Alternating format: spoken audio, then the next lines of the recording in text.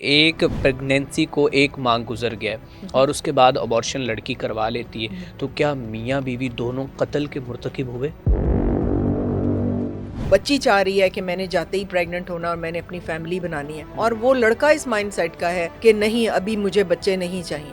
तो ये तो टोटल मिसमैच हो गया ना। वो बच्ची ना चाहते हुए भी वो गुनाह की मुर्तकिब हो जाएगी अपना एक लीगल बच्चा जब अबॉर्ट कराएगी। मर्द और औरत दोनों की ट्यूब्स होती हैं, मर्द की भी ट्यूबें काटी जा सकती हैं, उसको वाज़ेक्टमी कहते हैं। आज के इस मौजूदा दौर में जो अबॉर्शन का सिस्टम है वो बहुत ज़्यादा चल रहा है, एक ट्रेंड बनता जा रहा है हमारी सोसाइटी में। दो तरह की अबॉर्शंस है ना। हम्म, एक तो है कि जिना मुर्तकिब हुआ और फिर एक इलीगल प्रेगनेंसी हो गई, बिल्कुल। और वो तो चले खौफजदा होके खामन और इधर उधर के किसी को पता ना चल जाए, या अनमैरिड बच्ची है तो वो अबॉर्शन की तरफ जाएगी। मुझे शिकवा उन कपल से है जिनके अपने लीगल बच्चे हैं, हम्म, जो उन्होंने कंसीव किए हैं। जी हमारे 4 बच्चे, मेरे पास बहुत से लोग आते हैं कि जी हमारे पास तो एम्पल बच्चे हैं, तो हमें ये नहीं चाहिए डॉक्टर साहिबा, इसकी अबॉर्शन कर दें।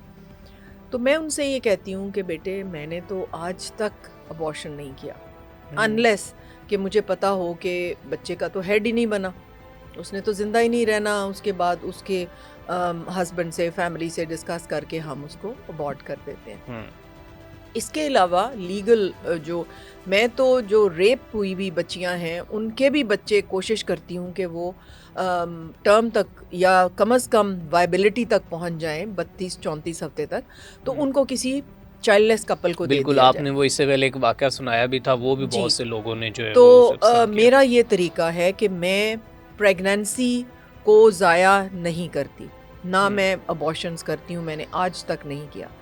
तो उनको मैं ये कन्विंस करने की कोशिश करती हूँ कि देखें, ये आपका एक लीगल बच्चा है, आपको पहले फैमिली प्लानिंग पे जाना चाहिए था।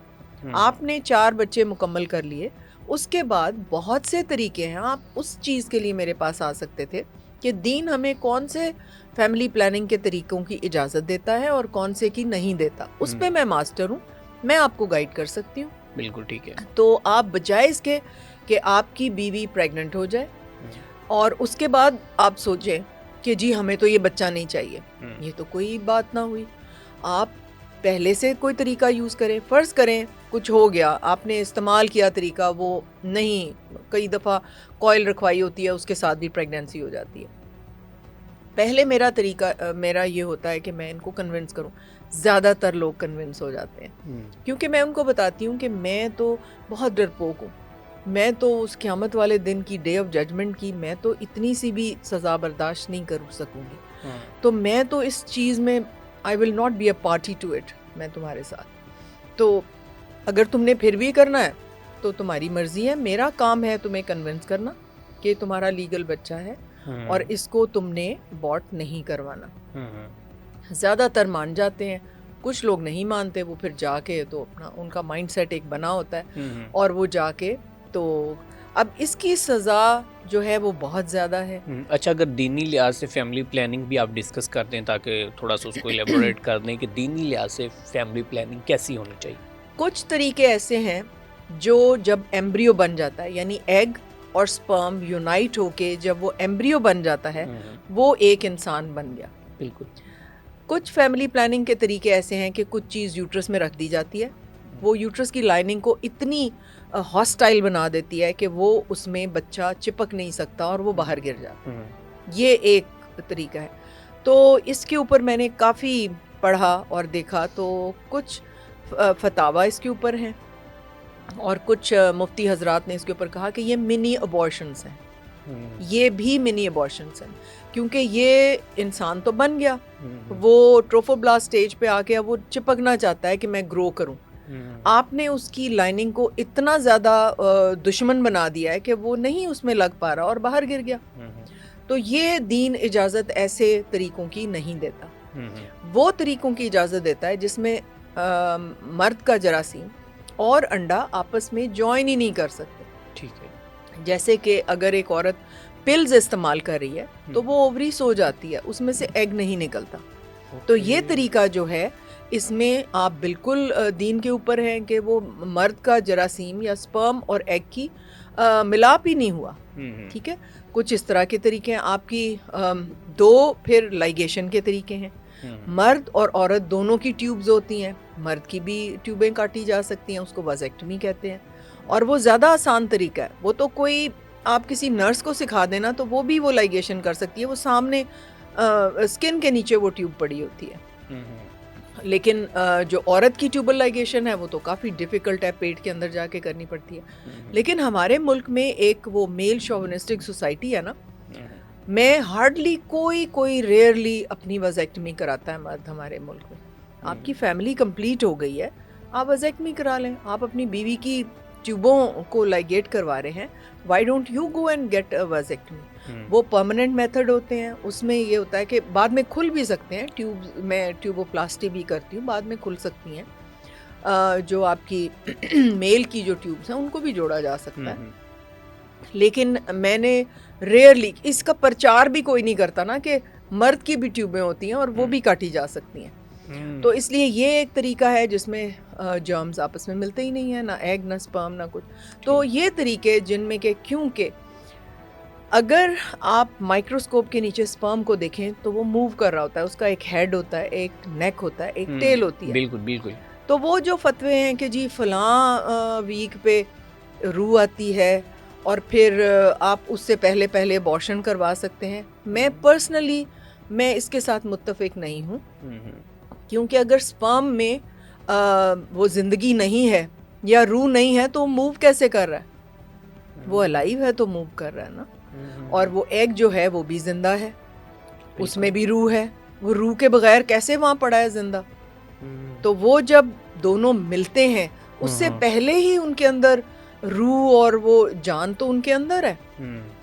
तो जब वो ज्वाइन करते हैं तो एक ह्यूमन बनना शुरू हो जाता है। द मोमेंट आप स्पर्म उसके अंदर डालें, वो एक के बाद दूसरा, दो के बाद चार, चार के बाद आठ, आठ के बाद 16, वो डिवाइड होता है। मिरेक्युलसली वो डिवाइड होना शुरू हो जाता है। तो उसमें तो उसी वक्त ही रूह है, जान है। वो जान के अच्छा बगैर डॉक्टर साहिबा, यहाँ पे ये कहा जाता है कि अगर 2 से 3 वीक का जो है वो अगर स्पर्म है तो अगर वो बच्चा बन जाता, मतलब कि अभी आपने तो बात की, मैं उसे कुछ अंडरस्टैंड कर रहा हूँ। मीन अगर एक प्रेगनेंसी को 1 माह गुजर गया और उसके बाद अबॉर्शन लड़की करवा लेती है तो क्या मियाँ बीवी दोनों कत्ल के मुर्तकिब हुए? देखिए, एक बहुत बड़ी बात आप मुझसे पूछ रहे हैं। मैंने फिर कहा कि मेरा अबूर नहीं है दीन की। मुझे जो एक बात पता चलती है मैं उसको ऑथेंटिसाइज करके, वो देख के कि उसकी ओरिजिन क्या है, और वो मैं बात कर देती हूँ। अब ये एक बहुत बड़ी बात, लेकिन मैंने अपनी अंडरस्टैंडिंग के लिए ये सोचा हुआ है कि अगर एक स्पर्म मूव कर रहा है, एक अंडा जिंदा है, वो दोनों ज्वाइन किए हैं, एकदम से वो डिवाइड होना शुरू हो गया। वो जान के बगैर या रूह के बगैर वो कैसे डिवाइड कर रहा है? कैसे वो इनर सेल मैस बन गया है? कैसे वो प्लेसेंटल टिश्यू बन गया है? और वो जा रहा है और वो एम्बेड, एक तरफ जड़ें बन गई हैं, एक तरफ बच्चा बन गया। वो जड़ों ने जाके वो रूह के बगैर ही हो गया है वो सब कुछ। ये तो बड़ी मज़ाक़ ख़ेज़ बात है कि, और किसने देखी है कि वो जी 2 हफ्ते के बाद रूह आ रही है और उसके अंदर हार्ट बीट को शायद लोग लेते हैं कि बच्चे की जब हार्ट बीट है, हार्ट बीट से तो पहले बड़ा कुछ हो रहा होगा। आपको अल्ट्रासाउंड पे जब हार्ट बीट नज़र आती है उससे पहले तो बहुत से ऑर्गन्स ले हो चुके होते हैं। बिल्कुल ठीक है। अच्छा मैम, कोई रिसेंट वाक़या हो जिसमें कोई यंग कपल आपके पास आया और उसने कहा कि जी बस अब हमारा बच्चा, जैसे अभी आपने बात की अबॉर्शन करने, तो आपने बड़ी उन्हें तलकीन की हो कि बेटा आप ऐसे ना करें, कोई ऐसा वाक़या हमें सुना दें? मैंने बहुत से लोगों को रोका है और उन्होंने मेरी बात पे अमल किया है, और जब वो उस बच्चे को लेके आते हैं और मुझसे मिलवाते हैं तो यकीन करें वो बच्चा, ख़ास तौर पे वो कहते हैं कि इसकी क्वालिटीज़ ही और हैं जो हमारे बाकी बच्चों की हैं। थोड़ा सा इसमें कोई भी क्वालिटीज़ बता ही, दें उसे थोड़ा सा। हाँ, उसमें मैंने अभी एक और चैनल पे भी कोट किया कि हमारा एक इलेक्ट्रिशियन था, तो उसने आके कहा कि जी मेरा एक बड़ा बेटा और फिर मेरी 7 बेटियां हुई हैं, क्योंकि मैं एक बेटा और लेना चाहता था। ठीक है। तो अब मेरी बीवी 9वीं बार प्रेग्नेंट, 7 बेटियां, एक बेटा, 8 और अब वो 9वीं दफ़ा प्रेग्नेंट है। तो मैडम मैं तो बहुत कम कमाता हूँ, मैं इतनी बच्चियों को पढ़ा रहा हूँ। अच्छा वो पढ़ाता था अपनी बच्चियों को माशाल्लाह। किसी तरीके से भी ना, उसने उसकी काफ़ी बेटियां मेरे हॉस्पिटल में आके एम्प्लॉय हो गई और तो वो कहने लगा जी बच्चियां बहुत बड़ी हो गई हैं, 2 की तो शादी भी हो गई है, तो ये बच्चा अब डॉक्टर साहिबा इसको अबॉर्ट कर दें। मैंने कहा भी मैंने तो कभी ये काम किया नहीं और मैं तुम्हें सख्ती से रोकूंगी कि इसको तुमने नहीं करना। खैर वो मान गया, उनके यहाँ बेटा हुआ और इतनी खुशियाँ उन्होंने मनाई, मुझसे ला के मिलवाया कि देखें आपने कहा था, तो हमारे अब 2 बेटे हो गए। अब शॉर्ट कर दूं स्टोरी, वो इवेंचुअली वो बड़ा बेटा, अभी उसकी शादी भी नहीं हुई थी, वो बहनों को ही पाल रहा था, वो रोड साइड एक्सीडेंट में उसकी डेथ हो गई। अब उनके पास सिर्फ वो बेटा है जो उन्होंने अबॉर्ट कराना चाहते थे। ठीक है, जो अबॉर्ट करवाना चाहते थे आज वही बेटा उनके पास है।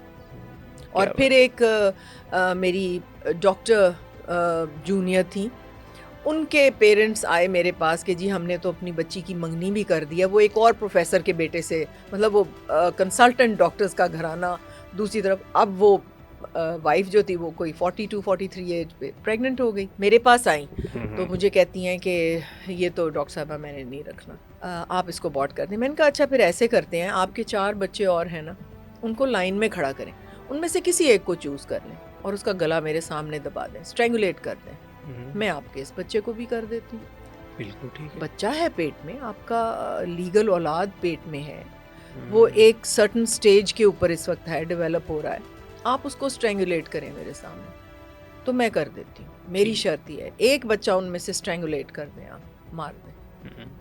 वो ज़रा खौफजदा हुई। सुबह सुबह फ़ोन आया, डॉक्टर साहिबा मुझे रात को ख्वाब आया कि एक अजीब सा जानवर है और उसके ऊपर मेरे 4 बच्चे बैठे हुए हैं और वो कहीं उनको लेके जा रहे हैं। वो बेचारी था ना, मानने वाली औरत थी, दीनदार थी, बिल्कुल उसने समझा और वो भी बेटा हुआ और वो सबसे हसीन और सबसे ही प्यारा उनका वो बच्चा है। तो इस तरह मेरे पास तो बहुत सारे केसेस। अच्छा डॉक्टर साहब, बहुत से ऐसे न्यू कपल जो हैं वो शादी होती है तो प्रेगनेंसी हो जाती है, लेकिन उसके बाद जो है वो कहते हैं कि अभी हमें अच्छा कहीं पर जो है ये भी बड़ा ट्रेंड चल रहा है कि वो जो कि वाइफ की जानिब से या फिर हस्बैंड की जानिब से, दोनों में से एक की जानिब से वो कहता है कि अभी हमें बच्चा नहीं लेना, अभी कुछ देर हमें जो है वो 2 से 3 साल जो है बच्चों के बगैर ही रहना है।